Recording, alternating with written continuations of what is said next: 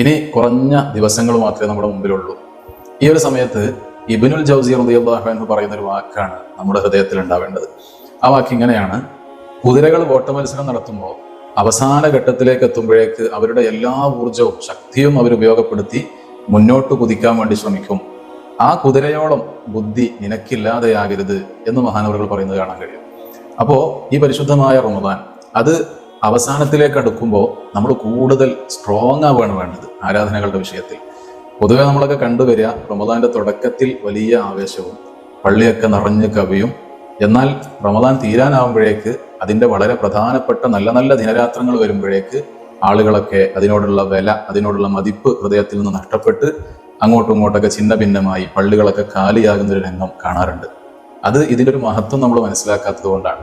ചില മഹാന്മാരൊക്കെ സാങ്കല്പികമായി ഇങ്ങനെ പറയാറുണ്ട്: ഖബറിൽ നിന്നൊരാളെ വിളിച്ചുണർത്തിയിട്ട് നിങ്ങൾക്ക് എന്താണ് ദുനിയാവിലേക്ക് നിങ്ങൾക്ക് വരാനൊരു അവസരം കൂടെ തന്നാൽ ആ ദുനിയാവിൽ നിങ്ങൾ എന്താണ് പ്രതീക്ഷിക്കുന്നത് എന്നവരോട് ചോദിച്ചാൽ റമദാനിലെ ഒരൊറ്റ ദിവസം കിട്ടിയാൽ മതി, ആ ഒരൊറ്റ ദിവസം കൊണ്ട് ഞങ്ങളുടെ ആഖിറം മുഴുവൻ വാങ്ങും, ആഖിറത്തിന്റെ സന്തോഷങ്ങളൊക്കെ ഞങ്ങൾ വാങ്ങും എന്ന് അവർ പറയും എന്ന് മഹാന്മാർ സങ്കല്പിച്ചുകൊണ്ട് അവർ സംസാരിക്കുന്നത് കാണാൻ കഴിയും. എന്ന് പറഞ്ഞാൽ നമുക്കിപ്പോൾ 10-20ഓളം ദിവസം റമദാനിൽ കഴിഞ്ഞു, ഇനിയും ഒരാഴ്ചയോളം റമദാനിൽ ബാക്കി നിൽക്കുകയാണ്.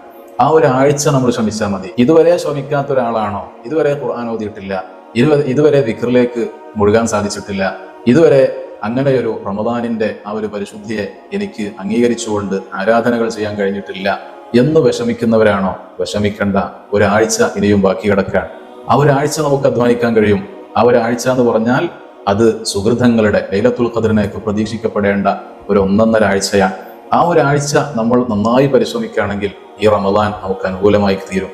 അപ്പൊ ഇതുവരെ ജോലി തിരക്കിലും അതുപോലെ തന്നെ മറ്റു അനുബന്ധ വിഷയങ്ങളിലൊക്കെ ആയിട്ട് ഞാൻ കുടുങ്ങിപ്പോയി, ഈ റമദാനിനെ പരിഗണിക്കാൻ എനിക്ക് വേണ്ട പോലെ സാധിച്ചിട്ടില്ല എന്ന് വിഷമിക്കുന്നവരാണെങ്കിൽ ഈ ഒരാഴ്ച അവർക്ക് അധ്വാനിക്കാനുള്ളതാണ്. അതുപോലെ തന്നെ ഇതുവരെ നല്ല നിലയിൽ ആരാധനകളെ കൊണ്ട് ധന്യമാക്കിയവരാണെങ്കിൽ അവർ തുടർന്നും അവരുടെ അരയും തലയും മുറുക്കി ഗോദയിൽ തന്നെ തുടരേണ്ട ദിനരാത്രങ്ങളാണ്. അതല്ലാതെ ഒരിക്കലും പിന്നോട്ടടിക്കാനോ അതല്ലെങ്കിൽ മനസ്സ് മടുക്കാനോ ഉള്ള സമയങ്ങളല്ല എന്ന് ചുരുക്കം.